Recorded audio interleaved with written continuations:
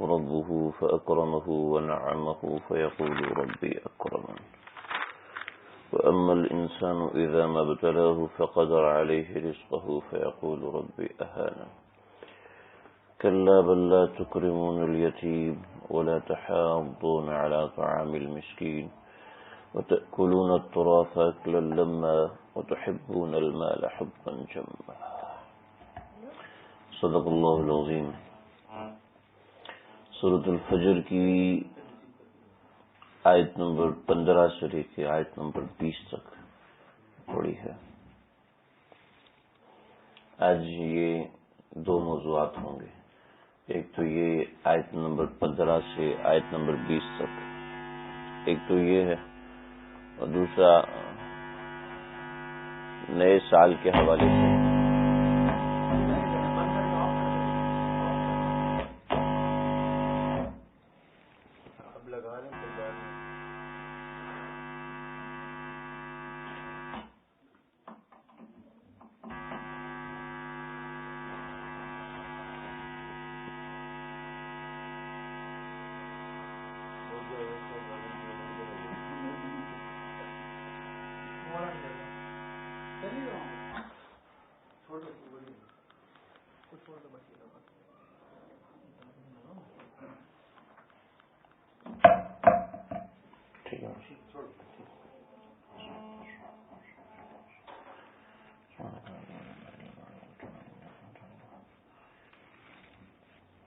سورۃ الفجر کا ایک تو مضمون ہے آج یہ 5 آیات کا، اور کچھ نئے سال کے حوالے سے کچھ ضروری باتیں عرض کرنا ہے.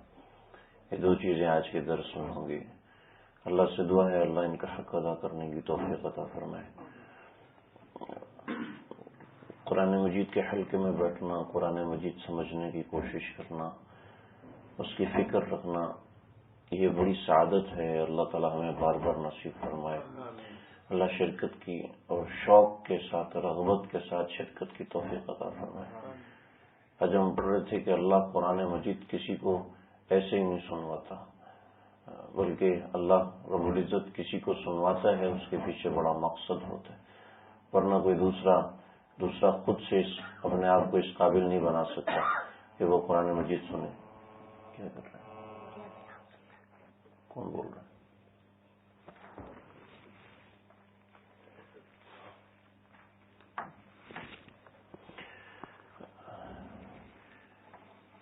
قرآن مجید اللہ کی کتاب ہے، اور یہ وہ کتاب ہے جس کی تلاوت اللہ نے خود فرمائی ہے، اور یہ وہ کلمات ہیں جس کی تلاوت آسمانوں پر ہوئی تھی.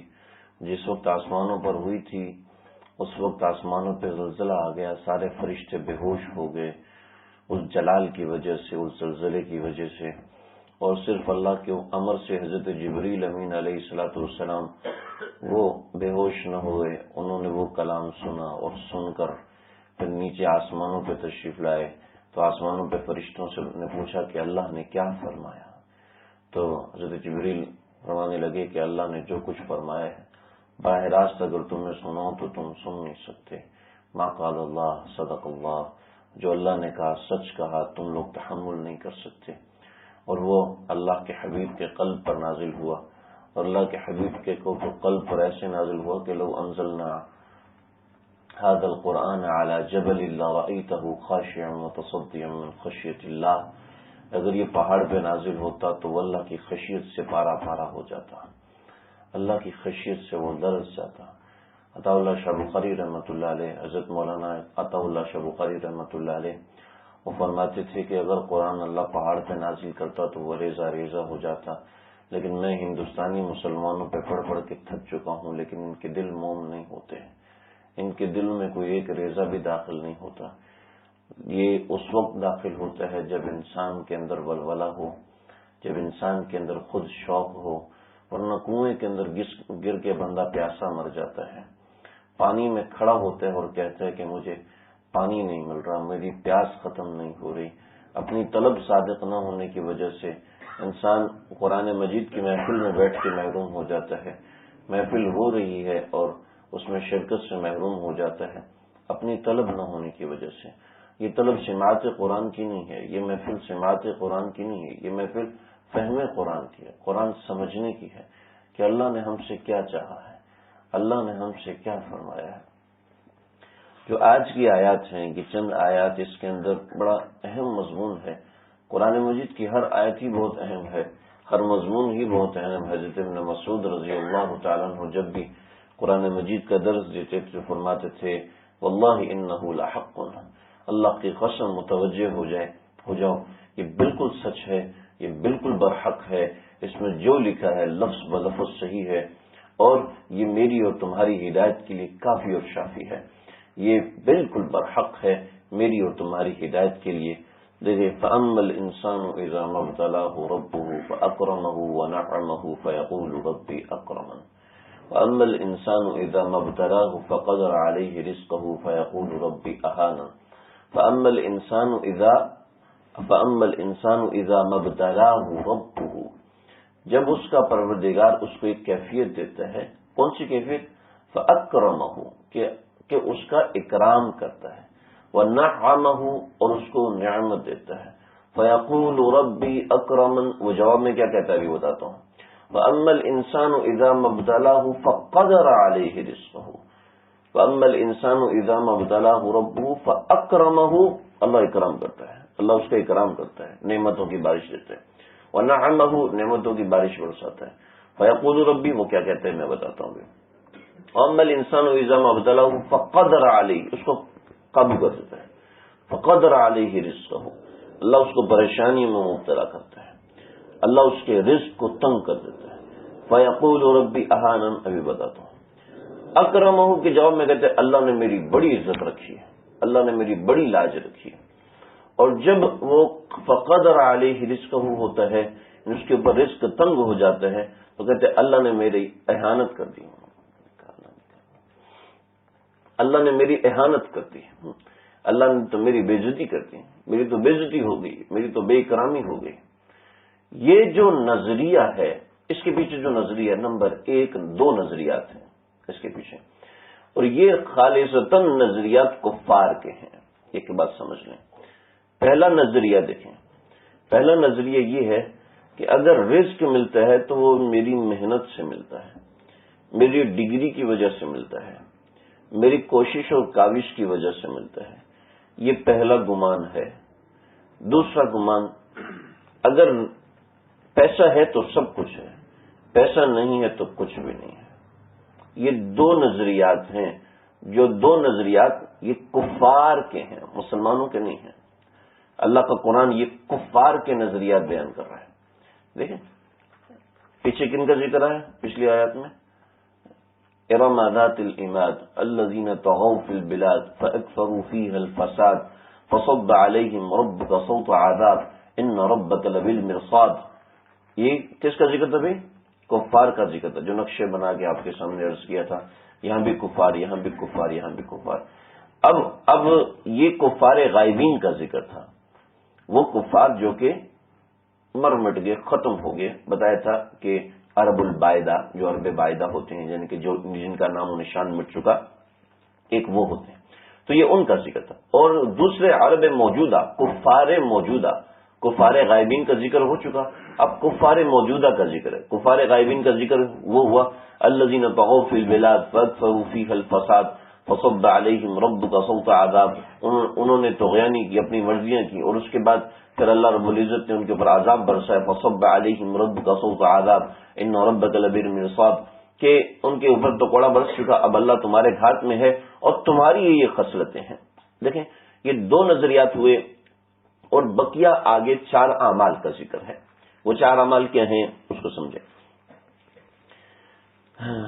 کلا بلا تکرمون الیتیم، نمبر 1 تم یتیم کا اکرام نہیں کرتے، ولا تحاضون علی طعام المسکین، نمبر 2 کسی کو مسکین کو کھانا کھلانے کی تاکید نہیں کرتے، نمبر 3 وتأکلون التراث اکلا لما، تم لوگ میراث کا مال کھا جاتے ہو جمع کر کے، اور نمبر 4 وتحبون المال حبا جما، اور مال کثیر سے محبت کرتے ہو۔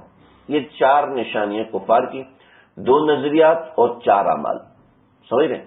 یہ آج کی آیات کا اندر مضمون ہے، 2 نظریات اور 4 اعمال۔ یہ نظریات اگر ہم سیکھ لیں، سمجھ لیں، تو پہلی بات تو یہ ہے کہ ہمارے نظریے کی تصحیح ہو، نمبر 2 ہمارے اعمال کی تصحیح.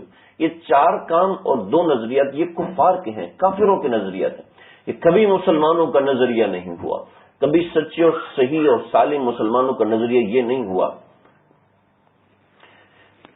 کیا کہیں، آپ کہیں گے مولوی صاحب کہاں بیٹھے ہو، آپ شاید کسی غار سے نکل کے آئے ہو.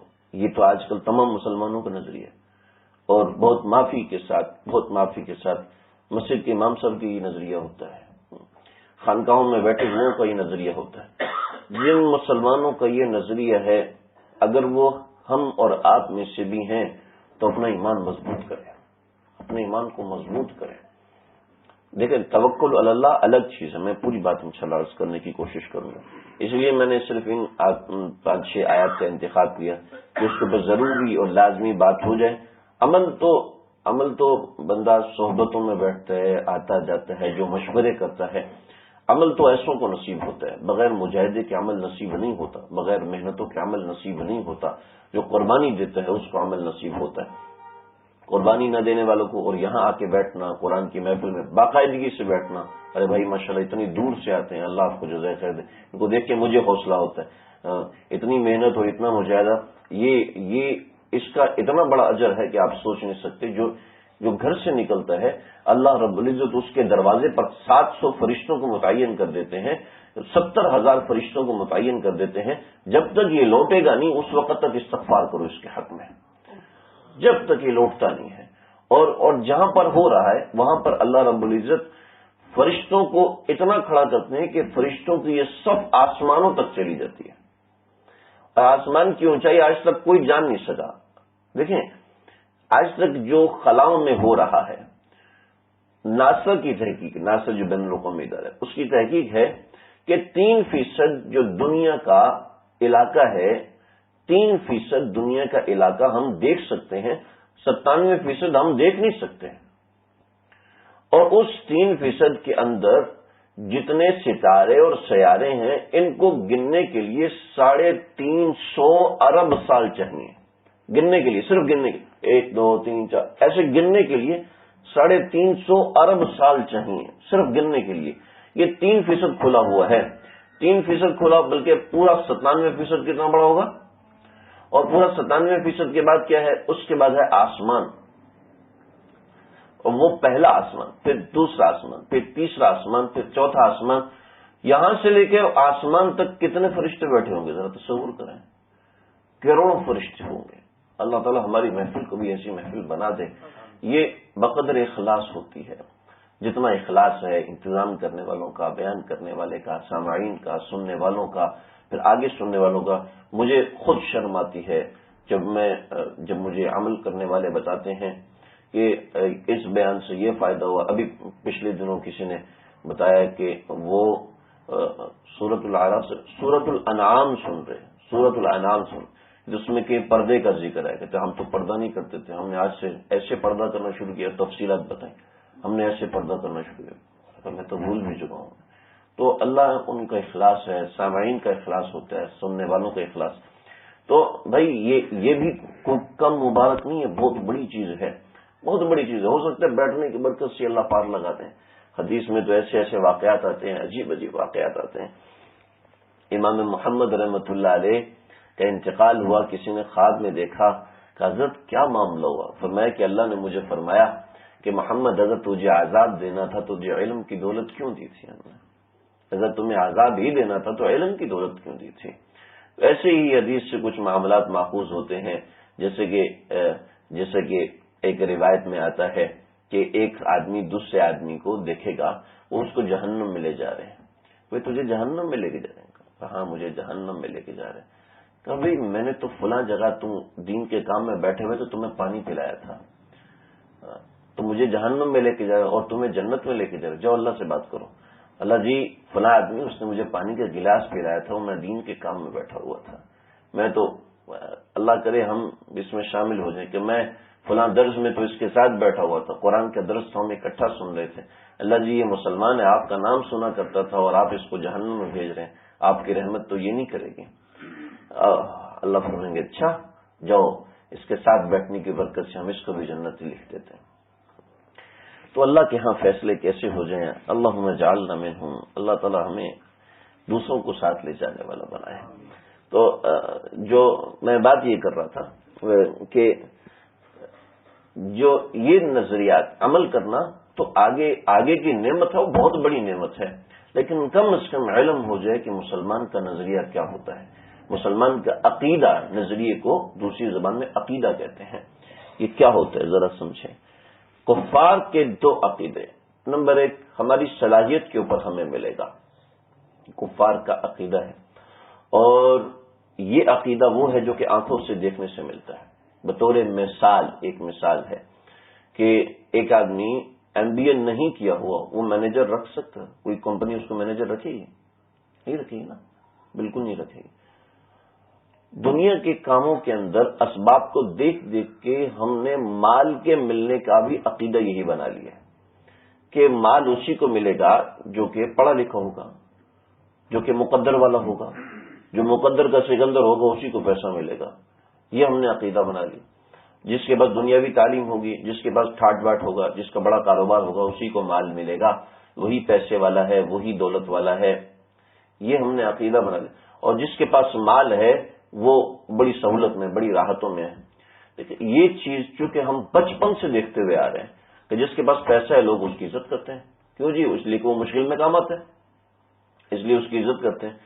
پیسہ عزت کا ذریعہ نہیں ہے، پیسہ عزت کا ذریعہ نہیں. یہ تو دوسری بات. پہلی بات کہ مال اپنی کاوش اور محنت سے نہیں ملتا، مال اللہ تعالی مقدر میں رکھتے ہیں.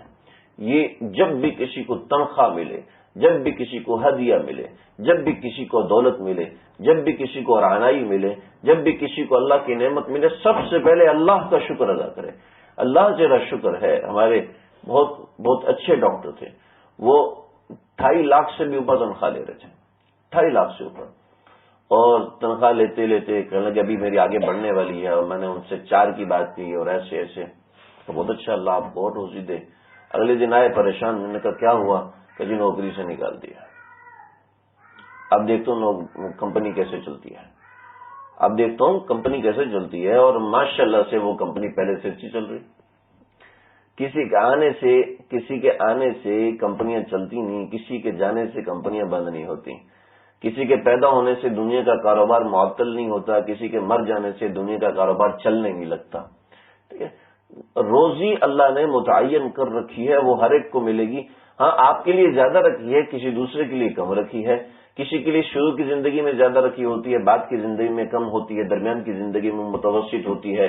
کسی کے لیے تینوں میں برابر ہوتی ہے، کسی کی تینوں میں زیادہ ہوتی ہے، کسی کی تینوں میں کم ہوتی ہے. تو مال متعین کرنا اللہ کے ہاتھ میں ہے، کسی اور کے ہاتھ میں نہیں ہے. جب بھی مال ملے، جب بھی اچھا اسائنمنٹ ملے، کنسائنمنٹ ملے، جب بھی کوئی اچھی چیز ملے، اور جب بھی مال و دولت ملے، یہ طلب کرنا ہو تو سب سے پہلے اللہ سے مانگے. سب سے پہلے رجوع اللہ ہو. رجوع اللہ ہوگا تو معاملہ آگے بڑھے گا. رجوع اللہ نہیں ہوگا تو سمجھ لیں کہ یہ عقیدہ مسلمان والا نہیں رہتا. یہ اللہ نے فرمایا فَأَمَّا الْإِنسَانُ إِذَا مَا ابْتَلَاهُ رَبُّهُ فَأَكْرَمَهُ وَنَعَمَهُ فَأَكْرَمَهُ کہ اللہ اس کا اکرام کرتا ہے، اللہ اس کو نعمتیں دیتا ہے. تو وہ کہتے ہیں اللہ نے میرا بڑا اکرام کیا. تو وہ نعمتوں کو اکرام کے ساتھ جوڑ رہا ہے. ایک تو یہ چیز کہ وہ نعمتوں کو اپنا کمال سمجھتا ہے، یہ غلط ہے. دوسری چیز، وہ نعمتوں کو اکرام سمجھتا ہے، مال و دولت کو اکرام سمجھتا ہے. یہ دوسرا بڑا مشکل قسم کا نظریہ ہے. پہلی بات پتہ نہیں سمجھ میں آئی یا نہیں آئی، لیکن نظریہ یہی ہونا چاہیے کہ اگر مال و دولت مل رہا ہے تو وہ اللہ کی عطا ہے، میرا اپنا کمال نہیں ہے، میری اپنی ڈگری نہیں ہے، میری اپنی کوشش اور کاوش نہیں ہے. مل رہا ہے تو اللہ کی وجہ سے مل رہا ہے. دیکھیں ایک مزدور ہے، وہ پورا دن محنت کرتا ہے، پورا دن محنت کرتا ہے، اور ایسے پسینے بہاتا ہے اور ایسے پسینے بہاتا ہے. شام کو 750 روپے اس کا حق ہے نا، شام کو 500 روپے اس کا حق ہے کہ نہیں ہے؟ بالکل ہے. لیکن 500 روپے لے کے جاتا ہے، گھر میں اس کا بچہ بیمار ہے، 300 روپے ڈاکٹر فیس لے لیتے ہیں، 300 کی دوائی آ جاتی ہے، تو 100 روپے کا تو محتاج ہو گیا. روٹی بھی نہیں رہی اس کے پاس. کیا ہوا؟ اگر اس کا بچہ بیمار نہیں ہوا تو اس کا مطلب ہے روزی اللہ نے دی ہے نا. اللہ اس کے بچے کو بیمار کر سکتے تھے، اللہ اس کی آنکھ میں تکلیف کر سکتے تھے، پورا دن محنت کیے کمر میں درد کر سکتے تھے. تو ایسی بے شمار قسم کی چیزیں ہوتی ہیں اور سوچی بھی جا سکتی ہیں. اللہ ہم سب کی حفاظت فرمائے, آپ سب کی رزق میں برکت عطا فرمائے. نبی کریم صلی اللہ علیہ وسلم کا ارشاد ہے, حضرت ابن مسعود سے کسی نے پوچھا کہ آپ نے اپنی بچیوں کے کھانے پینے کا کیا انتظام کیا؟ تو فرمایا کہ میں نے اپنی بچیوں کو سورہ واقعات سکھا دی ہے. اچھا, اس سے کیا ہوگا؟ کہ میں نے اللہ کے نبی سے سنا ہے کہ اللہ کے نبی صلی اللہ علیہ وسلم نے فرمایا کہ جو سورہ واقعہ ہر رات پڑھ لیتا ہے وہ کبھی محتاج نہیں ہوتا, کبھی محتاج نہیں ہوتا. طریقہ کار بھی سکھایا, صرف وظیفہ نہیں بتایا, طریقہ کار. اور طریقہ کار یہ بتایا کہ جو شخص ما اعلی مانے قطفدہ, کہ جو شخص میانہ روی اختیار کرتا ہے ویسا وہ شخص کبھی بھی محتاج نہیں ہوتا. اسباب بھی بتائے اور مسبب الاسباب سے مانگنے کا طریقہ بھی بتایا. پوری رات کو سونے سے پہلے سورہ واقعہ پڑھ لیں, مغرب کے بعد پڑھ لیں, عشاء کے بعد پڑھ لیں, سونے سے پہلے پڑھ لیں. رات کو سونے سے پہلے سورہ واقعہ ایک مرتبہ پڑھ لیں گی, اللہ ان کو کبھی بھی روزی میں تنگی نہیں آنے دیں گے, کبھی محتاج نہیں ہونے دیں گے. دوسرا طریقہ سکھا دیا. تو روزی اللہ کے ہاتھ میں ہے. دیکھیں آپ حضرات, کئی لوگ ہیں مجھ سے زیادہ دنیا جانتے, مجھ سے بہتر دنیا دیکھی ہوئی آپ لوگوں نے. کئی وہ کیا ہوتا ہے کمپنی کا سی او نا, سی او اور ایم ڈی ہوتے ہیں. کئی سی او اور ایم ڈی ایسے ہیں کہ نہیں ہے جو انگوٹھا چھاپ ہوتے ہیں. میں جانتا ہوں, 2-4 کو تو میں بھی جانتا ہوں. کئی ایسے ہیں کہ وہ اسٹاک ہولڈرز ہیں, 40% شیئر ان کا ہے اور آتا کچھ بھی نہیں ہے, پڑھتا ہی نہیں. ایک تو میں بھی جانتا ہوں, بیان کے بعد مجھ سے نام بھی پوچھ لینا. آپ کے کوئی یہ, ہاں بالکل, سائن کرنا بھی ابھی سیکھا, سائن کرنا سیکھ لیا لیکن پڑھا لکھے کچھ بھی نہیں. اچھا اور بتاؤں, آپ کی کراچی کے اندر میمن برادری کے لوگ کیا کرتے ہیں؟ ہمارے ایک ساتھی تھا, ہمارے ساتھ پڑھتا تھا, 19 فیکٹریوں کا مالک تھا اور وہ ابھی ایم بی اے کر رہا تھا. کہتے بس تھوڑا سا پڑھتا ہوں پھر چلا جاتا ہوں. 19 فیکٹریاں چلا رہا, اور وہ کب سے چلا گیا؟ بچپن سے چلا رہا ہوں. 7ویں کلاس میں تھا تو آنا شروع کر دی, تو پڑھائی بس تھوڑی تھوڑی کر لیتا تھا, کبھی پڑھ لیا کبھی نہیں پڑھا, اور وہ سال کے آخر میں پیپر دیکھ کے پاس ہو گیا. یہ 19-20 فیکٹریوں کا مالک, ابا نے سکھایا سب کچھ, وہ چل رہا ہے. تو روزی کا تعلق تعلیم سے نہیں ہے, روزی کا تعلق محنت سے بھی نہیں ہے, روزی کا تعلق قابلیت سے بھی نہیں, روزی کا تعلق اللہ کے دینے سے ہے. ہاں آگے بات ہے کہ اسباب اختیار کرنے ہیں. آپ نے شوہر سے عورت نہیں کہے گی کہ مجھے پیاز لا کے دو, تو وہ کیسے لے کر آئے گا؟ اسباب اختیار کرنے الگ ہیں, لیکن مسبب الاسباب کی طرف سے نظر نہیں ہٹانی. تو یہ پہلا نظریہ تو کفار کا کہ روزی روٹی ہے, جس کے پاس پیسہ ہے اس کے پاس سب کچھ ہے. لیکن چونکہ آنکھوں سے جو دیکھتے ہیں وہ اس کے خلاف ہے. اس لیے خلاف ہے کہ دنیا دارالامتحان ہے, دنیا اللہ نے امتحان گاہ رکھی, اور امتحان کے اندر ایسی چیزیں آتی ہیں. امتحان کے اندر مشکل سوال بھی آتے ہیں, آسان سوال بھی آتے ہیں. نماز پڑھنا آسان سوال ہے, لیکن کسی کے لیے نماز پڑھنا انتہائی مشکل سوال ہے. کسی کے لیے روزی کا مسئلہ, پیسے صدقہ کرنا انتہائی آسان سوال ہے, اور کسی کے لیے پیسے صدقہ کرنا انتہائی مشکل ترین سوال ہے. چمڑی تو لے لو, دمڑی نہیں دوں گا. وہ سلمان بن عبد الملک تھا نا, یہ شہزادوں کے لیے پہلے ضروری تھا دینی علوم. تو سلمان بن عبد الملک جو تھا نا, اس کو لوگ رئیس البخلا کہتے تھے. تھا بادشاہ تو لوگوں کو ایسے ایسے دینار ہدیے کر دیتے ہیں, لیکن یہ تھا رئیس البخلا. یہ ایسا بخیل تھا, ذرا سنیں. وہ 1 درہم, جیسے 1 روپے میں 16 آنے ہوتے ہیں, تو 1 درہم میں 8 دانق ہوتے تھے. 8 دانق ہوتے تھے 1 درہم کے اندر. تو جو استاد تھے نا, شیخ تھے جو حدیث پڑھاتے تھے, وہ انہوں نے ایک چوکیدار کھڑا کیا ہوا تھا کہ جی میں پورا دن تو حدیث پڑھاتا ہوں, لہذا جو بھی اندر آئے گا وہ 2 دانق دے کے آئے گا, 2 دانق.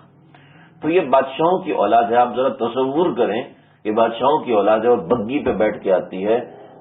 کئی 100 درہم کی بگی ہوتی تھی, کئی 100 درہم کا سوٹ ہوتا تھا, کئی 100 درہم کی خوشبو لگا کے وہ آتا تھا. وہ چوکیدار کہتے جی 2 دانق دیں تب اندر جائیں. ابھی 2 دانق میں کہاں سے دوں؟ تم جانتے ہو میں کون ہوں؟ تو کون ہو تم؟ کہ میں حدیث کا طالب علم ہوں, اور مجھے پتا ہے تو حدیث کا طالب علم ہے. جیسے ایک ٹرین پہ ایک آدمی بیٹھا اور کہنے لگا میری سیٹ ابھی اترے, تو جانتے نہیں میں کون ہوں؟ بھائی بیٹھو, آپ بیٹھ جاؤ, آپ لیٹے ہو, کوئی مسئلہ نہیں. نیچے بیٹھ گیا. دوسرے اسٹیشن پہ اترا, اگلا آدمی بیٹھا, اس نے کہا بھائی یہ میری سیٹ ہے. تو جانتے نہیں میں کون؟ بھائی بیٹھے رہو. یہ اسٹیشن سکھرے اسٹیشن پہ جب بیٹھا ہے تو کوئی فوجی تھا، کوئی بگڑا ہوا گھر سے مار کھایا ہوا، وہ آیا اور اس کا تو جانتا نہیں میں کون ہے تو؟ کہ بھائی میں مریض ہوں. بھائی میں مریض ہوں، مجھے لیٹا رہنے دو اپنی سیٹ پر. تو جانتا نہیں میں کون ہوں؟ میں طالب علم ہوں. جو بھی ہے طالب علم ہے، 2 دانے جمع کرانے پڑیں گے. اس نے کہا بھائی ایک بات سنو میری، ایک بات سنو، میں آل رسول صلی اللہ علیہ وسلم میں سے ہوں، کچھ تو میرا خیال کرو، مجھ سے بھی 2 دانے لوگ ہیں.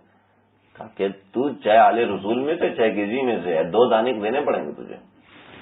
تجھے پتا ہے میں بادشاہ کے خاندان میں، بادشاہ عبد الملک بن مروان کا بیٹا ہوں. تو کیا ہو گیا، عبد الملک بن مروان کا بیٹا ہے تو کیا وہ 2 دانے تجھے دینے پڑیں گے؟ اچھا 2 دانے دینے پڑیں گے. جیب سے 2 دانے نکالے، اس کے ہاتھ میں رکھے، وہ اندر چلا گیا. اس کے ساتھیوں نے دیکھا کہ اس نے 1 درم کا 4تھا حصہ بچانے کے لیے 3 واسطے دیے. آل رسول ہونے کا واسطہ دیا، حدیث کا واسطہ دیا، اور کیا بادشاہ کی اولاد ہونے کا واسطہ دیا، صرف 2 دانے بچانے کے لیے. ایسے کنجوس مکھی چوس ہیں، ایسا کنجوس تھا یہ سلمان بن عبد الملک. تو بھائی ایسے لوگ پیسے اور مال کے پجاری ہوں گے، مال و دولت کے پجاری ہوں گے، مال و دولت کے حریص ہوں گے، تو پھر ایسا ہی معاملہ ہوگا.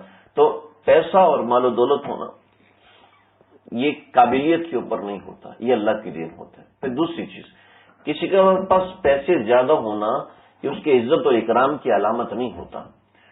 ہو سکتا ہے لوگوں میں اس کی عزت اکرام کی علامت ہو، لیکن آپ دیکھتے ہیں کہ ہمارے ملک میں سب سے زیادہ پیسہ کن کے پاس ہوتا ہے، اور سب سے زیادہ گالیاں بھی انہیں کو پڑتی ہیں. ایسا ہے نا، جس کے پاس زیادہ پیسہ ہوتا ہے سب سے زیادہ گالیاں بھی انہیں کو پڑتی ہیں. ایک ہمارا بڑا طبقہ ہے، میں نام نہیں لیتا، آپ جانتے ہیں جس طبقے کے پیچھے ہماری ساری دنیا لگی ہوتی ہے، پھر ساری دنیا انہیں کو گالیاں دے رہی ہوتی ہے. اللہ حفاظت فرمائے. تو کسی کے پاس زیادہ پیسہ ہونا یہ عزت اکرام کی علامت نہیں ان لوگوں کی نظر میں، اور کسی کے پاس زیادہ پیسہ ہونا یہ اللہ کی نظر میں بھی عزت اکرام کی علامت نہیں ہے. یہ ذہن میں رکھنا رہے. فیقول ربی اکرم، اللہ کا یہ بڑا احسان ہے. آج کل یہ ہمیں کلمات شکر ادا کرنے چاہیے کہ اللہ کا بڑا کرم ہے، اللہ کا بڑا احسان ہے کہ اس نے ہمیں پیسہ دیا، مال دیا، کھانے کے لیے روٹی دی، رہنے کے لیے اچھا مکان دیا، یہ سب کچھ دیا. یہ کرنا ضروری ہے، یہ کرنا بہت ضروری ہے. لیکن اس کا مطلب یہ نہیں کہ جس کو اللہ نے پیسہ دیا تو اللہ اس سے راضی ہے، اور جو شخص غریب ہے اللہ اس سے راضی نہیں ہے. یہ بات غلط ہے. جس کے پاس پیسہ نہیں ہے وہ یہ نہ سمجھے کہ اللہ نے میرا رزق بند کر دیا، میرے پاس پیسے ختم ہو گئے، یہ میرا روزی بند ہو گئی ہے. اس کا مطلب ہے اللہ ناراض ہے. فقدر علیہ رزقہ، جس کی روزی تنگ ہے یہ اس کی اہانت کی علامت نہیں ہے. یہ جس کے پاس پیسہ نہ ہو لوگ اس کو حقیر سمجھیں، یہ طریقہ کار درست نہیں ہے. یہ طریقہ کار کفار کا ہے، کافروں کا طریقہ کار ہے جس کو قرآن نے یہاں فرمایا. تو یہ 2 نظریات تھے. پہلا نظریہ، دنیا ملنا اپنی محنت کی وجہ سے نہیں ہوتا. نمبر 2، دنیا ملنا یہ اللہ کی نظر میں اکرام، اور دنیا نہ ملنا اللہ کی نظر میں بے عزتی نہیں ہے، بلکہ اللہ کی نظر میں تو جو فقراء ہیں، جو غریب ہیں، وہ عام لوگوں سے 500 برس پہلے جنت میں داخل ہوں گے. الفقراء امتی يدخلون، میری امت کے جو فقراء ہیں وہ غنی لوگوں سے 500 سال پہلے داخل ہوں گے جنت میں، اور بعض روایت میں 50 سال پہلے داخل ہوں گے. جو اغنیا ہیں وہ 500 برس کے بعد جنت میں جائیں گے، جو مال والے دولت والے ہیں. تو اب ذرا دیکھیں، اللہ کے نبی صلی اللہ علیہ وسلم نے فرمایا اللہم اجعلنی، اے اللہ مجھے مسکین بنائیے، مسکینوں میں زندہ رکھیے، اور مسکینوں میں موت دیجیے، اور مسکینوں ہی میں سے قیامت کے دن مجھے اٹھائیے. واحشرنی فی زمرۃ المساکین، اے اللہ مجھے مساکین کے زمرے میں قیامت کے دن اٹھائیے. میرے بھائیو، کون اللہ کے نبی کے ساتھ اٹھنا چاہتا ہے قیامت کے دن؟ تو اللہ کے نبی صلی اللہ علیہ وسلم فرما رہے ہیں کہ مجھے مسکین ہوتا ہے جو محتاج ہوتے ہیں، جس کے پاس پیسے کم ہوتے ہیں. لہذا یہ نہیں کہہ رہا جس کے پاس پیسے اٹھا کے پھینک دے، یہ نہیں کہہ رہا. جس کو اللہ نے دولت دی ہے اللہ کی نعمت ہے، لیکن اس کو فقراء پہ خرچ کرے، اپنے غریب رشتہ داروں پہ خرچ کرے، اور اپنے جو ضروری محتاج قسم کے لوگ ہیں ان کے اوپر خرچ کرے، لیکن اس میں حدود ہوتی ہیں، قیود ہوتی ہیں. ایسا نہ ہو ہمارے ایک صاحب نے، ہمارے ساتھی نے ایک بیان سنا، اور بیان سن کے جناب کہنے لگے کہ میں اپنی ساری کزنوں کو ہدیے دے کر آ گیا ہوں. تو بھی کیا ہوا؟ وہ غریب ہے، محتاج ہے. میں تجھے غریب کزن ہی نظر آئی تھی، ساتھ کا مدرسہ نظر نہیں آیا تھا؟ اور اپنے کسی کزن کو یعنی کہ چچا کے بیٹے کو کچھ دیا کہ نہیں وہ تو کماتے کھاتے ہیں، وہ کماتے ہیں، یہ بہنیں کماتی نہیں ہیں. میں نے کہا میں جانتا ہوں وہ کتنا کماتی ہیں، وہ بھی تو فلاں کمپنی میں کام کرتی ہیں. تو میں تو اتنی سی سمجھا، تھوڑا سا عمل کیا کافی نہیں ہے بھائی، اس سے حرام شعبے نہ نکالے جائیں. اتنی سی بات سمجھ لیں کہ فقیروں کو دے رہے ہیں، اور یہ جو روڈ پہ مانگنے والے ان کو دے رہے ہیں، یہ بھی محتاج ہیں، غنی ہیں. علماء سے پوچھا جائے، خرچ کرنے سے پہلے علماء سے پوچھا جائے. اور اگر کوئی نہیں پوچھ سکتا، کوئی دور ہے کسی وجہ سے، تو قریب کے مدارس ہیں، مساجد کی تعمیر ہے، اس کے اندر دے. کوئی رشتہ دار محتاج ہیں ان کو دے. کوئی خاتون محتاج ہے تو خاتون، ہمارے حضرت شیخ دامت برکاتہم، حضرت حکیم اختر صاحب، حضرت شیخ العرب العجم عارف باللہ، حضرت مولانا شاہ حکیم محمد اختر صاحب رحمۃ اللہ علیہ سے کسی نے کہا حضرت ہماری فلاں رشتہ دار ہے، وہ محتاج ہے، بیچاری بہت ضرورت مند ہے، تو حضرت کیا کروں، اس کا کس طریقے سے دیا جائے؟ فرمایا کہ اپنی کسی رشتہ دار خاتون کو لے کر جائیں، اور بہتر ہے اپنی بیوی کو لے کر جائیں، اور اس کو پتہ نہ چلے کہ آپ نے دیا. کیونکہ اس کو پتہ چلا یہ آپ نے دیا تو آپ کا نفس اس کے اندر، آپ کا نفس اس میں ضرور شامل ہو جائے گا. اور انسان کا نفس بہت تیز ہے. فرمایا کہ اگر ایک مچھر، اگر ایک مکھی گلاب جامن پہ بیٹھی ہو اور وہ اڑ جائے تو وہ جتنا شیرہ اٹھاتی ہے، نفس اس سے بھی زیادہ تیز ہے، اس سے زیادہ ایمان کو چرا لیتا ہے اگر نفس کے کسی تقاضے کو آپ نے مانا، نفس کے کسی تقاضے کو پورا کیا. اللہ ہم سب کی حفاظت فرمائے. تو کسی کا اکرام کرنا ایک بہت طویل مضمون ہے، میں کچھ باتیں عرض کر کی ہیں. فَأَمَّا الْإِنسَانُ إِذَا مَا ابْتَلَاهُ رَبُّهُ فَأَكْرَمَهُ وَنَعَمَهُ فَيَقُولُ رَبِّي أَكْرَمَنِ. جس کا اللہ اس کا رب اکرام کرتا ہے، یعنی کہ اس کو روزی دیتے، تو وہ کہتے ہیں اللہ نے میرا اکرام کیا. صرف پیسے کا مل جانا اللہ کا اکرام نہیں ہوتا. سمجھ رہے میری بات؟ حضرت اس کو ایک مثال سے سمجھے. حضرت فرید الدین عطار رحمۃ اللہ علیہ، ان کے پاس ایک فقیر آیا. حضرت فرید الدین عطار رحمۃ اللہ علیہ اس وقت دین میں نہیں جڑے تھے، اس وقت ایک تاجر تھے اور تجارت کرتے تھے عطر کی، اس وجہ سے ان کو عطار کہتے تھے. ان کو گن شکر اس لیے کہتے تھے کہ یہ بچپن میں جا رہے تھے اپنے استاد کے پاس روزہ افطار کرنے کے لیے، تو بھاگے اور نیچے گرے. جب نیچے گرے تو منہ میں مٹی داخل ہوئی، وہ مٹی جو ہے منہ میں جا کے شکر بن گئی. تو ان کے اس مشہور واقعے کی وجہ سے ان کو گنج شکر کہتے ہیں. کہتے ہیں جی ان کی زمان میں شکر کی بارش ہوئی تھی، اور ایسے ہی. تو ایسا کچھ بھی نہیں ہے، ایسا تو ایسی بے بنیاد قسم کی باتیں ہیں. تو اس وجہ سے ان کو گنج شکر کہتے تھے کہ ان کے ہاں اکرامن، کیونکہ ان کو اللہ نے اکرام شکر سے کیا تھا. کہا روزے میں میرا اکرام شکر سے ہوا، تو وہ اپنے مہمانوں کو جیسے ہم لوگ چائے پلاتے ہیں تو وہ شکر کھلاتے تھے، تو اس طرح کا اکرام ہوا کرتا تھا. تو بابا فرید الدین عطار رحمۃ اللہ علیہ عطاری تھے، عطار عطر بیچنے والے. اس وقت ان کی دکان میں 6000 بوتلیں رکھی ہوئی تھیں. تو ایک فقیر آیا، اور فقیر مطلب بہت ہی غریب قسم کا آدمی، اور وہ کہنے لگا کہ میاں یہ 6000 بوتلوں میں تم نے اپنی جان کھپائی ہوئی ہے، اب تمہاری جان کیسے نکلے گی؟ اب بات سمجھیں، بہت گہری بات کہی. جتنا انسان کے پاس پیسہ ہوتا ہے اتنی اس کی نظر تقسیم ہوتی ہے کہ انسانی مزاج ہے انسان. دیکھیں ہم انشاءاللہ حج کا ارادہ ہے میرا، اور دعا کریں اللہ تعالیٰ ہمارا نام نکل آئے، ٹھیک ہے؟ تو ہم حج پہ جائیں گے انشاءاللہ. ہمارے پاس جو ترتیب ہے گورنمنٹ کی ترتیب ہے، ٹھیک ہے؟ ہمارے مدیر ماموں بیٹھے ہوئے ہیں، یہ بھی حج کا کرتے ہیں ماشاءاللہ، مستقل ہر سال ان کے پورے گروپ جاتے ہیں. جو ان کے پاس آئیں گے پرائیویٹ حج والے، وہ کون لوگ ہوں گے؟ بڑے لیول کے لوگ ہوں گے. وہ کیا سہولیات مانگیں گے، میری سہولت اتنی، اتنے کتنے پیسے. تو انسان اپنی سہولیات کو تلاش کرتا ہے اپنے پیسے کے اعتبار سے. ایک غریب آدمی ہے، مجھے اس نے بتایا کہ جی میں نے بیوی کو چیک اپ کرانا ہے، تو میں یہاں پر جو اپنا ہاسپٹل ہے کنٹونمنٹ ہاسپٹل، یہاں چیک اپ کرتا ہوں. 5 روپے کی پرچی ہوتی ہے، ڈاکٹر چیک کر لیتا ہے، ٹھیک ہے؟ اور اسی کے بعد ایک دوسرے صاحب نے بتایا کہ میں فلاں جگہ پہ گیا ہوں، وہاں پر 1500 کی پرچی ہے. 5 روپے کی، 1500 کی. ہر شخص اپنی استطاعت کو دیکھ کر اس کی نظر تقسیم ہوتی ہے. تو پیسے کی وجہ سے انسان کی نظر تقسیم ہوتی ہے، رزق کی وجہ سے انسان کی نظر تقسیم ہوتی ہے، کیونکہ انسان رزق کا محتاج ہے۔ میں اور آپ یہ یہاں سے اٹھیں گے، چونکہ درس قرآن سنیں تو بھوک نہیں لگے گی، آج درس قرآن سنیں تو پیاس بھی نہیں لگے گی، اللہ کا نام سنیں نہ آج پیاس لگے گی، نہ آج سونے کی ضرورت ہے، آج ابھی سے کام پہ چلے جائے، ایسا ہوگا؟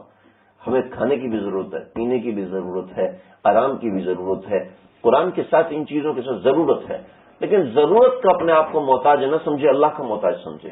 قرآن اس طرف ہماری نظر پھیرنا چاہتا ہے، اللہ اس طرف ہماری نظر پھیرنا چاہتا ہے۔ میں صرف آپ کو شروع میں بتایا، میں آپ کو نظریہ بتا رہا ہوں، عمل اس کے اوپر ملے گا خانقاہوں میں، اللہ والوں کے پاس جا کے اللہ کے راستے میں نکلنے سے عمل ملے گا، مجاہدے سے محنت کرنے سے عمل ملے گا، بغیر اس کے محنت عمل نہیں ملتا۔ طریقہ کار یہی، خواجہ فرید الدین عطار رحمۃ اللہ علیہ نے فرمایا، ہے تیری جان کیسے نکلے گی؟ کہا میرے پاس تو ایک بھی بوتل نہیں، میری جان تو ایسے نکلے گی۔ وہیں لیٹ گئے، چادر اوڑھ لی، اور سمجھا مذاق کر رہا ہے، کوئی ایسی بات کر رہا ہے۔ جب انہوں نے 5 منٹ 10 منٹ کافی دیر گزری، جب چادر اٹھا کے دیکھا تو انتقال ہو چکا تھا۔ تو دل پہ چوٹ لگی کہ واقعی میں نے اپنی جان کو تو دکان میں پھنسایا ہوا ہے۔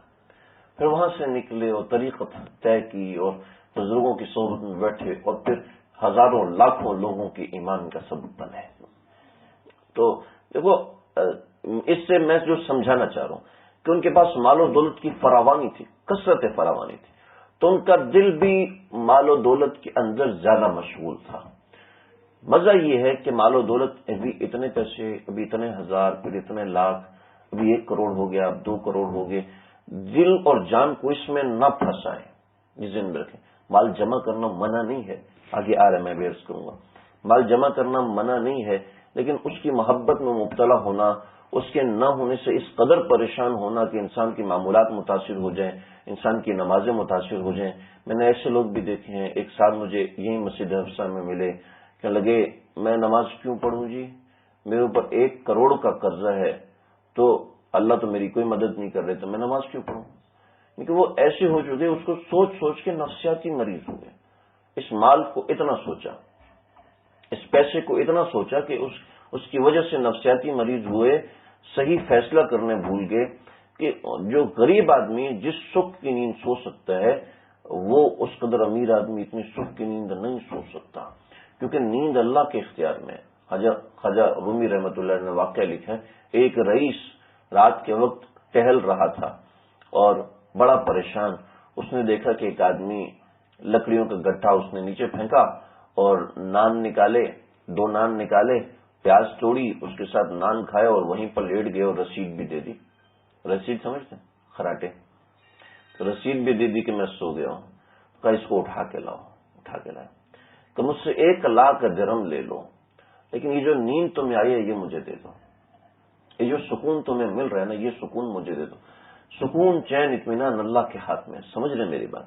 تو مال کی کثرت میں سکون نہیں ہے۔ اگر کسی کے پاس کثیر مال ہے، بہت اچھا ہے، اس پہ اللہ کا شکر ادا کرے، یہ اللہ کی طرف سے انعام و اکرام ہے، لیکن اسی پہ نظر نہ رکھے کہ ایک اللہ والے تھے، ان کی تجارت کا سامان آتا تھا، جاتا تھا، تجارت کے سامان پورا بحری جہاز بھر کے آتا تھا، پورا بحری جہاز بھر کے آتا تھا۔ تو کہنے لگے کہ ایک لطیفہ ہوتا ہے، لطیفہ قلب، لطیفہ قلب یہ ہوتا ہے کہ سینہ اسے تھوڑا سا نیچے، یہ جو بایاں پستان ہے اس سے 2 انگلی نیچے، یہاں پر ایک جگہ ہوتی ہے جہاں پہ قلب روحانی ہوتا ہے۔ تو اس قلب روحانی سے کچھ مراقبہ کرتے ہیں کہ اس سے آواز اللہ اللہ کی آ رہی ہے، اس کو سماعت کرنے کے کچھ عرصے کے بعد آدمی جتنا گناہوں سے بچتا ہے، جتنی محنت کرتا ہے، جتنی زور لگاتا ہے، تو اتنے زور لگانے کے بعد اس کو اللہ کی آواز بھی سنائی دیتی ہے، محبت بھی آنے لگتی ہے اس سے۔ تو یہ نقش بندی کا طریقہ ہے جو ہے۔ تو وہ بزرگ جو تھے وہ اس طریقے میں چل رہے تھے۔ انہوں نے جب سنا کہ یار میرا جہاز ڈوب گیا، تو انہوں نے دل کی طرف توجہ کی، تو دل اللہ اللہ کہتے الحمدللہ۔ شام کے وقت وہ خادم آیا کہ حضرت جہاز ڈوبا نہیں تھا، ٹھیک تھا، انہوں نے دل کی طرف توجہ کی، کہا الحمدللہ۔ حضرت بات سمجھ میں نہیں آئی، تو بات یہ ہے کہ جب مال ڈوبا تھا میں نے دل کو دیکھا، دل اس کی طرف سے متفکر تو نہیں ہے، جب نہیں ہے تو میں نے کہا اللہ کا شکر ہے، اور جب دیکھا کہ مال آ گیا ہے تو دل کو میں نے دیکھا کہ اس کی خوشی میں بھاگنے دوڑنے تو نہیں لگے، او شکر ہے مال بچ گیا، اور ایسے دل اللہ کی طرف متوجہ تھا، چنانچہ میں نے کہا الحمدللہ۔ تو بڑا آسان ہے اس کو سمجھنا۔ ہاں، پریکٹیکل زندگی میں انسان نقصان برداشت کرنا مشکل ہوتا ہے، بہت آسان ہے کہ دل کا تعلق اللہ کی طرف. دیکھیں 10 مبشرہ 10 صحابہ ہیں، وہ 10 صحابہ کہ جن کے لیے اللہ کے نبی نے ایک سانس میں فرمایا سب جنتی ہیں. اس میں صرف حضرت علی رضی اللہ تعالیٰ عنہ غریب ہیں، باقی 9 کے 9 بلینائر ہیں، بلینائر یعنی کہ بلینوں کے مالک. اس میں عبد الرحمن بن عوف ہیں کہ جن کا انتقال ہوا تو جن کی وراثت میں 9 کروڑ 86 لاکھ دینار تھے، 9 کروڑ 86 لاکھ دینار، اور 4 لاکھ بکریاں اور اونٹ اور بیل، یہ 4 لاکھ کی تعداد میں تھے. آپ مجھے بتائیں اتنی کسی ملٹی نیشنل کمپنی کے پاس سونا ہے، اتنی دولت ہے؟ مطلب مال جو ہے نا وہ ممنوع نہیں ہے، اس کی محبت ممنوع ہے. اس بارے میں بہت ہو چکا، اللہ کرے بات میرے بھی دل میں اتر جائے، ہم سب کے دل میں اتر جائے.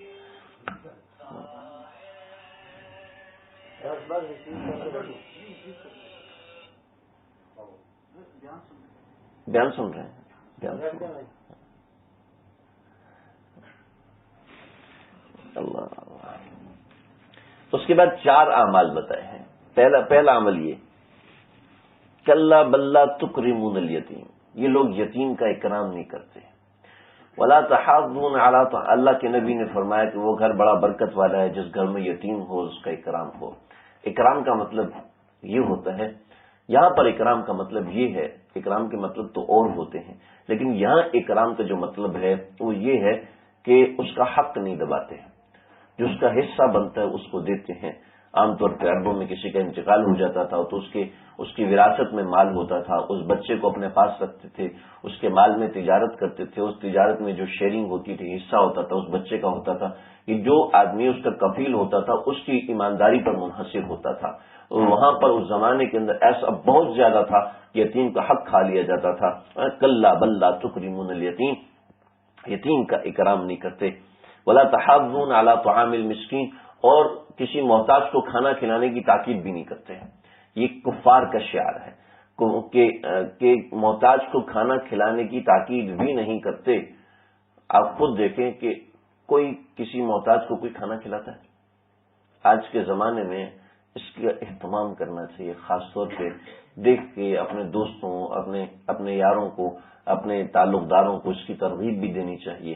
بھائی کوئی ضرورت مند ہو تو مجھے بتانا، کوئی ضرورت مند ہو، میں 10 روپے کے ذریعے سے تو مدد کر سکتا ہوں، میں 50 روپے کے ذریعے سے تو مدد کر سکتا ہوں.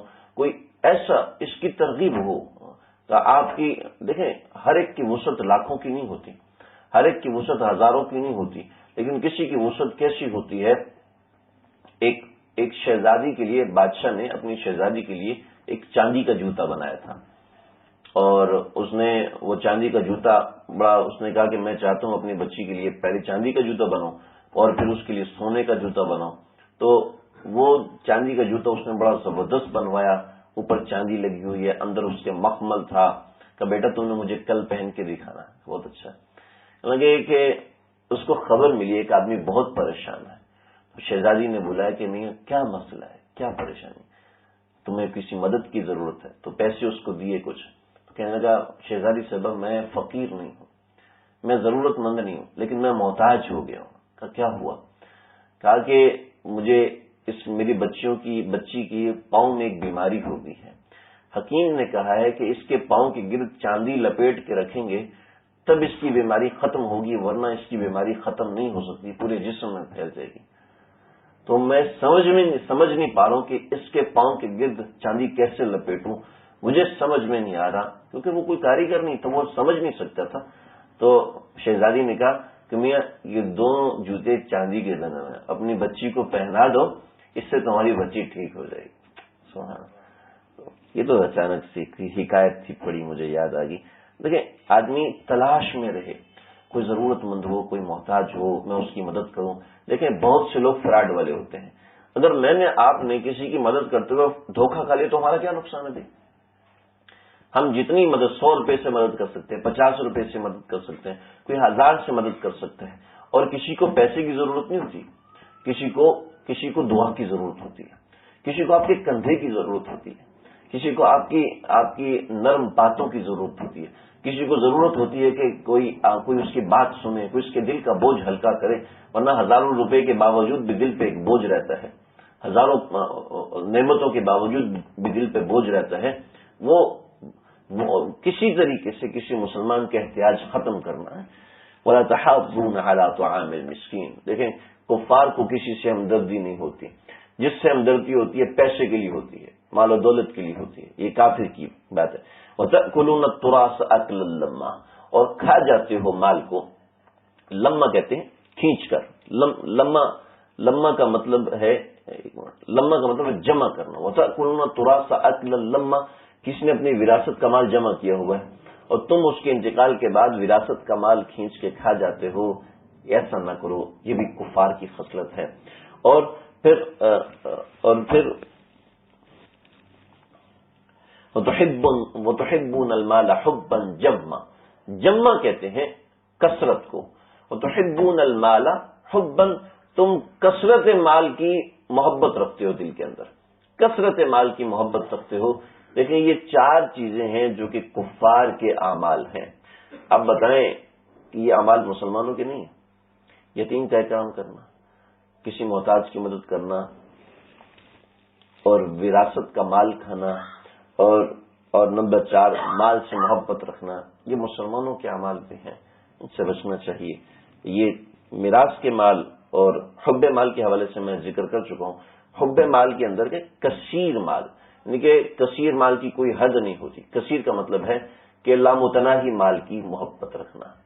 لامتناہی مال کا مطلب ہے کہ بھی 10 لاکھ ہو گئے، یار نہیں 20 لاکھ ہونے چاہیے، 20 ہو گئے نہیں یار 30 لاکھ ہونے چاہیے، 30 ہو گئے نہیں 40 لاکھ ہونے چاہیے۔ بھی ایسا ہوتا ہے کہ نہیں ہوتا ہے؟ ہم تو معاشرے میں دیکھتے ہیں ایسا ہوتا ہے۔ 40 ہو گئے یار، 40 تو ہیں، اس میں تو کچھ بھی نہیں ہے، تو 50 تو ہونے چاہیے، 10 اور ایک کھانچا لگ جائے، ایک اور کھوکھا آ جائے، پھر 1 ہو گئے یار، 1 کروڑ تو پورا ہو کسی طریقے سے، اس کے بعد پھر دیکھیں گے کیا کرنا ہے۔ یہ مال کی محبت میں کثیر کا مطلب ہے نہ ختم ہونے والے۔ اگر کسی کے پاس 40 لاکھ 50 لاکھ 1 کروڑ 2 کروڑ بھی ہیں تب بھی کوئی منع نہیں ہے، لیکن کثیر کا مطلب یہ ہے کہ نہ ختم ہونے والی محبت۔ وَتُحِبُّونَ الْمَالَ حُبًّا جَمًّا، یعنی کہ جم کہتے ہیں وہ کثیر جو کہ ختم نہ ہونے والی، لامتناہی محبت، یہ محبت مذموم ہے، یہ محبت بری ہے۔ وَتَأْكُلُونَ التُّرَاثَ أَكْلًا لَمًّا کے بارے میں آئندہ عرض کروں گا۔ تو یہ بھی آیت نمبر 20 تک ہمارا مضمون ہوا۔ آگے قیامت کا منظر ہے، قیامت کے حوالے سے کچھ چیزیں ہیں، قیامت کیسے قائم ہوگی، کس طریقے سے معاملات ہوں گے، انشاءاللہ آئندہ ذکر کروں گا۔ اللہ سمجھنے کے عمل کرنے کی توفیق عطا فرمائے۔ ایک اور بات جو کہ آج ذکر کرنا تھی، میں نے بہت شروع میں عرض کیا تھا، نئے سال کے بارے میں۔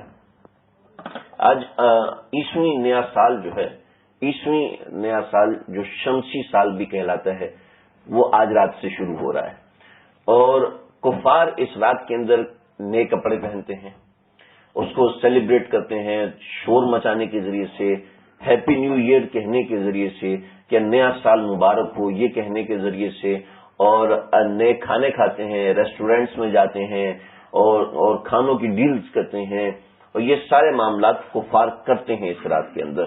یہ آج کے کفار کا شعار ہے، اس سے پہلے کے کفار کا شعار نہیں تھا۔ مسلمانوں کا سال محرم سے شروع ہوتا ہے، ذی الحج پہ ختم ہوتا ہے، اور جنت کے اندر جو سال شروع ہوگا وہ شوال سے شروع ہوگا اور رمضان پہ ختم ہوگا۔ جو جنت کے اندر تاریخ ہوگی وہ شوال سے رمضان تک ہوگی۔ دنیا میں مسلمانوں کی جو تاریخ ہے، جنت میں کفار تو جائیں گے نہیں، تو وہاں پر ایک ہی تاریخ ہے۔ دنیا میں مسلمانوں کی تاریخ محرم سے شروع ہوتی ہے اور ذی الحج پہ ختم ہوتی ہے۔ یہ ترکیب، یہ تدبیر ہزاروں برسوں سے چلتی ہوئی آ رہی ہے، اور کفار نے جس کو شعار بنایا وہ شمسی سال کو بنایا۔ شمسی سال بھی ہمارا ہے، یہ ذہن میں رکھیں۔ ہمارے بہت سے لوگ کہتے ہیں یہ مسلمانوں کا سال چونکہ محرم سے شروع ہوتا ہے لہذا دسمبر کا سال ہمارا نہیں ہے، یہ کافروں کا سال ہے۔ بھی شمسی سال بھی ہمارا ہے، سمجھ رہے بھائی؟ زہر کی نماز کتنے بجے ہوتی ہے جی؟ کتنے بجے ہوتی ہے؟ 1:15 بجے، 1:30 بجے۔ کفار کے 1:30 بجے، ہمارے 1:30 بجے۔ کفار کے 1:30، جو پاکستان کے اندر کفار ہیں ان کا 2:15 بجے ہوتے ہیں۔ لیکن تاریخ سب کی ایک ہوتی ہے، سمجھ رہے ہیں؟ مسلمان اس تاریخ کو اپناتے ہیں، قمری تاریخ کو، ٹھیک ہے، اور آج کل کے کفار شمسی تاریخ کو اپنا رہے ہیں۔ لیکن آپ مجھے بتائیں چیک میں کون سی تاریخ لکھتے ہیں؟ ہم بھی تو شمسی تاریخ لکھنا حرام ہو گیا کیا؟ ہمارے ہاں لوگ افراط و تفریط کا شکار ہیں۔ یہ جو عیسوی سال ہے ان کے ہیں، عیسوی سال کچھ نہیں ہوتے، عیسوی سال کوئی سال نہیں ہوتا، اصل تو شمسی سال ہے۔ اسلامی سال کوئی سال نہیں ہوتا، اصل قمری سال ہے. قمری اور شمسی یہ دو الگ الگ تاریخیں اللہ نے ہمیں اور طریقہ کار بتایا ہے، وقت کو مینج کرنے کا طریقہ کار بتایا ہوا ہے. تو جی مسلمان کی گھڑی پہ 9:30 بجے ہیں اور کافر کی گھڑی پہ کتنے بجے ہیں؟ اس کی گھڑی پہ بھی اتنے. ٹائم تقسیم نہیں ہوتا، ذہن میں رکھنا ایک بات، یہ بنیادی غلط فہمی ذہن سے نکال. وقت بہت اہم چیز ہے، اس کے 2 میجر اللہ نے بنائے، سورج کو بنایا اور چاند کو بنایا. 2 میجرمنٹس بنائے ہیں، ایک سورج ہے اور ایک چاند ہے. سورج بھی ہمارے اللہ کا ہے، چاند بھی ہمارے اللہ کا ہے. سورج سے جو میجرمنٹ ہوگی وہ بھی ہماری ہے، چاند سے جو میجرمنٹ ہوگی وہ بھی ہماری ہے. دن کی میجرمنٹ اللہ سورج سے کرتے ہیں اور رات کی میجرمنٹ اللہ چاند سے کرتے ہیں. ایسا ہی ہے نا؟ اچھا، اور دوسرے لحاظ سے دیکھا جائے تو دن کی میجرمنٹ بھی چاند سے ہوتی ہے اور رات کی میجرمنٹ بھی چاند سے ہوتی ہے. تیسری نظر سے دیکھیں تو سورج کی میجرمنٹ سے دن آتا ہے، سورج کی میجرمنٹ سے رات آتی ہے. ایک ہی بات، تینوں باتیں ایک ہی ہیں، ٹھیک ہے، لیکن یہ سورج اور چاند مل کے وقت بنا رہے ہیں. جو بھی ہے کوئی ایک دوسرے سے الگ نہیں ہے. سورج بھی ہمارا ہے اور چاند بھی ہمارا ہے، کیونکہ سورج اللہ نے متعین کیا، چاند کی منازل بھی اللہ نے مقرر کی ہیں. لہذا وہ جو تاریخ بنائیں گے وہ تاریخ ہماری ہوگی، کفار کی بھی ہوگی. لہذا دسمبر کا مہینہ بھی ہمارا ہے اور جنوری کا جو سال شروع ہو رہا ہے وہ بھی ہمارا سال ہے.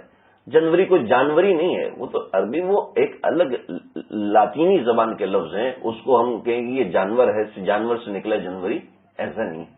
ایک بات ذہن میں رکھیں. تو افراط و تفریط نہیں ہے. جنوری بھی ہمارا سال ہے اور محرم بھی ہمارا سال ہے، دسمبر بھی ہمارا سال ہے، ذی الحج بھی ہمارا سال ہے. تو قمری اور شمسی یہ 2 چیزیں الگ الگ سمجھیں. لیکن ہم نے سیلیبریشن کب کرنی ہے کہ ہم اپنے نبی کو دیکھیں گے کہ کب اس کو منانا ہے اور کب اس کو نہیں منانا. یہ ہم اپنے پیارے نبی صلی اللہ علیہ وسلم کو دیکھیں گے. کفار نے ایک چیز کو سیلیبریشن بنایا ہے، ہم اس کو اپنا شعار نہیں بنائیں گے، نہ ہم اس کو سیلیبریشن کریں گے.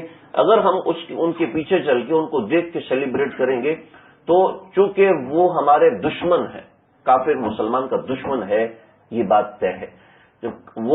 وہ ہمارے لیے کبھی اچھا نہیں سوچیں گے. اور اللہ کے نبی کو کوئی سوچ سکتا ہے ہمارے دشمن ہے؟ نعوذ باللہ من ذالک. اللہ کو کوئی سوچ سکتا ہے ہمارے دشمن ہے؟ جو سیلیبریشن اللہ نے ہم کو دیا ہے بس وہ سیلیبریشن ہے ہمارے. اس سے آگے بڑھ کے جو چیز ہے وہ ہماری سیلیبریشن نہیں ہے. چنانچہ 25 دسمبر ہماری سیلیبریشن تاریخ نہیں ہے. اس کو ہیپی میری کرسمس کہتے ہیں نا، ہیپی میری کرسمس. یہ مسلمان کے لیے کہنا جائز نہیں ہے. ایسے ہی ہیپی نیو ایئر یہ بھی مسلمان کے لیے کہنا مناسب نہیں ہے، کہ یہ چونکہ کفار کا طریقہ ہے تو کفار کے طریقہ ہونے کی وجہ سے یہ کہنا درست نہیں ہے.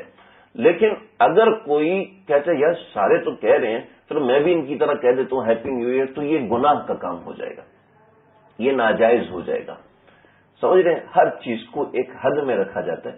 شریعت نے اس کی حدود بیان کی ہیں. ابھی مجھے کسی نے بیان بھیجا کہ یہ بیان سنے، کسی مولوی صاحب نے کوئی 2.5 منٹ میں بیان کیا کہ یہ اگر تم نے ہیپی نیو ایئر کا تو کافر ہو جاؤ گے، اگر ہیپی نیو ایئر کیا تو حرام کام کرو. بھی حرام نہیں ہے، ٹھیک ہے، غلط کام ہے. من تشبہ بقوم فہو منہم، جو کسی قوم کی مشابہت اختیار کرے گا اسی میں سے ہوگا. یہ ہم ترجمہ کرتے ہیں، لیکن اصل مطلب اس کا یہ ہے کہ مشابہت نکلے تشبہ سے. تشبہ اس نقل کو کہتے ہیں جس نقل میں آپ کی نیت ہو، اور مشابہت اس نقل کو کہتے ہیں جس میں آپ کی نیت نہیں. آپ کے لیے دفتر میں جانا پینٹ شرٹ پہن کے جانا مجبوری ہے، آپ اس میں کہتے ہیں یار انگریز کیسے لگتے ہیں، میں اگر اس طرح لگاؤں، کوئی ایسے کرتا ہے؟ لہذا کوئی ایسے کر رہا ہے پینٹ شرٹ پہن کے جائے تو وہ مشابہت ہے، تشبہ نہیں ہے. سمجھ؟ تشبہ منع ہے، مشابہت منع نہیں ہے. سمجھ گئے؟ اور کوئی کہتا ہے یار ہمارے باس تو ایسے کرتے ہیں، وہ انگریز ہے، بڑا خوبصورت، بڑا وہ لگ رہا ہوتا ہے، ایسا ہے، میں اس کی طرح کر کے جاؤں گا. اس کو کہتے ہیں تشبہ. دونوں میں فرق صرف نیت کا ہوتا ہے. سمجھ میری بات؟ سمجھ؟ تو دونوں چیزیں ہیں آپ کے سامنے کہ کوئی ہیپی نیو ایئر کہتا ہے، یہ غلط طریقہ ہے، مسلمانوں کا طریقہ کار نہیں ہے. اس کو ہم زیادہ سے مکروہ کہہ سکتے ہیں، لیکن یہ غلط طریقہ ہے. اور جو غلط طریقے میں کفار کے ساتھ شامل ہوگا اس کے لیے خطرناک وعید بھی ہو سکتی ہے. من کسر سواد قومہ فہو منہم. اس کو سیلیبریشن کرنے والے کون ہیں؟ کفار ہے نا. کفار اس کو سیلیبریٹ کرنے والے ہیں. تو ہم اگر ان کے ساتھ شامل ہوں گے، جیسے وہ کھانے کھاتے ہیں، جیسے وہ اس رات کے اندر خاص تقریبیں کرتے ہیں اور فائرنگ کرتے ہیں اور شیلنگ کرتے ہیں. شیلنگ کہہ رہا ہوں وہ جو اوپر ہوا میں کیا ہوتی ہے، وہ یعنی کہ پھلجھڑیاں وغیرہ پھینکتے ہیں، پٹاخے بجاتے ہیں. سب کفار کا طریقہ ہے. بھئی ہمارا یہ طریقہ نہیں ہے, لہذا اس کو ہیپی نیو ایئر کہنا اور ایک تقریب منانا یہ درست نہیں ہے, اس کو نہ کیا جائے. اس سے مسلمانوں کو خاص طور پہ اعتراض کرنا چاہیے. اور ایک آخری بات اس حوالے سے, بعض لوگ ایک موجم اوسط کی ایک روایت ہے, وہ روایت اس رات میں خاص طور پہ پیغام کے طور پہ بھیج دیتے ہیں کہ اللہ کے نبی صلی اللہ علیہ وسلم نے سکھایا کہ جب نیا سال شروع ہوتا تھا یا نیا مہینہ شروع ہوتا تھا تو ہم یہ دعا پڑھ لیتے تھے. حدیث وقت قال كان اصحاب النبی صلی اللہ علیہ وسلم يتعلمون هذا الدعاء اذا دخلت السنه او الشهر, کہ اللہ کے نبی صلی اللہ علیہ وسلم یہ دعا سکھایا کرتے تھے. اللہ کے نبی کے صحابہ, وکان اصحاب النبی, اللہ کے نبی کے صحابہ یہ دعا سکھایا کرتے تھے اذا دخلت السنة, جب کوئی سال شروع ہوتا تھا, اب الشہر یا مہینہ شروع ہوتا تھا تو یہ دعا سکھاتے تھے اللہم ادخلہ علینا بالامن والایمان, اللہ جی یہ امن اور ایمان کے ساتھ داخل کر دیجئے, والسلامتی والاسلام ورضوان من الرحمن وجوار من الشیطان, کی اس سال میں ہماری شیطان سے پناہ, شیطان سے حفاظت فرمائیے. کتنی اچھی دعا ہے, لیکن یہ دعا منقول نہیں ہے. ٹھیک ہے, یہ دعا ضعیف روایت ہے, اور یہ جو دعا ہے یہ اللہ کے نبی کی طرف منسوب بھی نہیں ہے, یہ ایک صحابہ کا قول ہے, لہذا صحابی کے قول کو حدیث نہیں کہہ سکتے. صحابی کا قول بہت معتبر بہت مبارک ہے, لیکن اس کو حدیث نہیں کہہ سکتے. پہلی بات تو یہ کہ یہ حدیث نہیں ہے. معجم کبیر طبرانی کی جو روایت ہے, یہ معجم کبیر طبرانی کی روایت نمبر 6162 نمبر غالباً روایت ہے. معجم کبیر اوسط, طبرانی نہیں, معجم کبیر اوسط کی یہ روایت ہے. لیکن یہ پہلی تو بات یہ کہ حدیث نہیں ہے. ٹھیک ہے. نمبر 2, صحابی کا قول ہے, لیکن صحابی کا قول بھی ضعیف ہے. یعنی اس میں رشدین ابن سعد ہیں جو کہ صحیح راوی نہیں ہے, ضعیف راوی, جھوٹ بولتا تھا. اور بعض نے کہا نہیں جھوٹ نہیں بولتا تھا, لیکن اس کا حافظہ ٹھیک نہیں تھا, درمیان میں اپنی طرف سے باتیں شامل کر دیتا تھا. تو اس وجہ سے یہ روایت صحیح نہیں ہے. یہ ایک صحابی کا قول بھی نہیں ہو سکا. ٹھیک ہے. پھر اس سے اگلی بات جو صحیح بات ہے وہ یہ ہے کہ جتنی بھی روایتیں یہ چاند دیکھنے کی روایتیں, 5 روایتیں ہیں, تو وہ چاند دیکھنے کی روایتیں, سال شروع ہونے کی کوئی بھی روایت نہیں ہے. سمجھ رہے؟ اگر ہوتی تو ہمارے تھانوی رحمۃ اللہ علیہ تو لکھتے, شیخ الاسلام مفتی تقی عثمانی صاحب لکھتے, اکابرین اس کو لکھتے. آج یہ نئے نئے محققین نے اس طرح کی روایتیں نکالنا شروع کر دیں اور اپنی مرضی سے ترجمہ کرنا شروع کر دیا, اور جناب اس کو حدیث بنا دیا, اس روایت کو حدیث بنا دیا. حالانکہ یہ حدیث بھی نہیں ہے, قول صحابی بھی نہیں بنتا اور بہت ہی کمزور, لہذا کوئی دعا بھی منقول نہیں ہے. لہذا یہ کوئی کسی کو یہاں پر پریشانی ہو کہ بھئی نئے سال کے شروع میں تو دعا بھی منقول ہے, تو سیلیبریشن تو ثابت ہو گیا, کم از کم دعا پڑھنے کے ذریعے سے سیلیبریشن, تو سیلیبریشن ثابت نہیں ہے. سیلیبریشن 2 موقعوں پہ ثابت ہے سال کے اندر, اور وہ یہ ہے کہ عید کے موقع کو منایا جائے, اور پھر دوسری عید کے موقع کو منایا جائے, پھر کھانا کھلانا, افطار کا کھانا کھلانا, کسی دوسرے کو کھانا کھلاؤ, کسی بھی موقع پہ کھلاؤ, لیکن کوئی موقع متعین کر کے, جس سے نیا سال ہے تو نئے سال کے شروع میں ہم اس لیے کھلا رہے ہیں تاکہ پورا سال آسانی سے گزرے. یہ اپنے مرضی سے نکالے ہوئے طریقے ہیں, شریعت نے طریقہ نہیں سکھایا. اللہ سمجھنے کی عمل کرنے کی توفیق عطا فرمائے. وآخر دعوانا تقبل منا انك انت السميع. بسم الله الرحمن الرحيم. اللهم ربنا تقبل منا انك انت السميع العليم وتب علينا انك انت التواب الرحيم. اے اللہ جو کہا سنا, کہنے والا سننے والا, ہم سب محتاج ہیں, سب کے جملہ مقاصد حسنہ پورے فرمائیے. اس بیٹھنے کو, جمع ہونے کو قبول فرمائی لیجیے. لوگ جو اتنی دور سے تشریف لائے ہیں, اللہ ان کی حاضری کو قبول فرمائیے, ان کی برکت سے میرا آنا قبول فرما لیجیے, میرا بیٹھنا قبول فرما لیجیے, ہم سب کا جمع ہونا قبول فرمائیے. جس کے دل میں جو بھی جائز حاجت ہے اللہ سب کی جائز حاجات کو پورا فرمائیے. اللہ محتاجوں کے فقر کو دور فرمائیے, محتاجوں کی محتاجگی کو دور فرمائیے. جو لوگ رشتوں کے لیے پریشان ہیں غیب سے انتظام فرمائیے. جو اولاد کے لیے پریشان ہے غیب سے انتظام فرمائیے. جن کو اولاد دی ہے ان کو نرینہ نیک بنا دیجیے, پاک باز بنا دیجیے, ماں باپ کا فرما بردار بنا دیجیے. اللہ ہمیں اپنی اولاد کو دین کی تربیت کرنے والا بنا دیجیے, دین سکھانے والا بنا دے. اپنی اولاد کو, اپنے گھر بار کو دین پہ لانے والا بنا دیجیے. اے میرے مالک, اے مالک, بڑے گدے گنہگار آپ کے نام لیوا ہیں. اللہ ہمارے گنہگاری کو مت دیکھیے, اپنے نام کی برکت کو دیکھیے, اپنے نام کے لینے کو دیکھیے, اپنے نام کی چاشنی کو دیکھیے. اے اللہ ہم پر رحم فرمائیے، کہ اپنا کرم، خاص کرم نصیب فرمائیے، اپنی دولت خاصہ نصیب فرمائیے، عنایت عظمیٰ نصیب فرمائیے، تعلق خاص نصیب فرمائیے، جنہوں نے دعاؤں کا کہا ہے اللہ جی سب کی بگڑی بنا دیجیے۔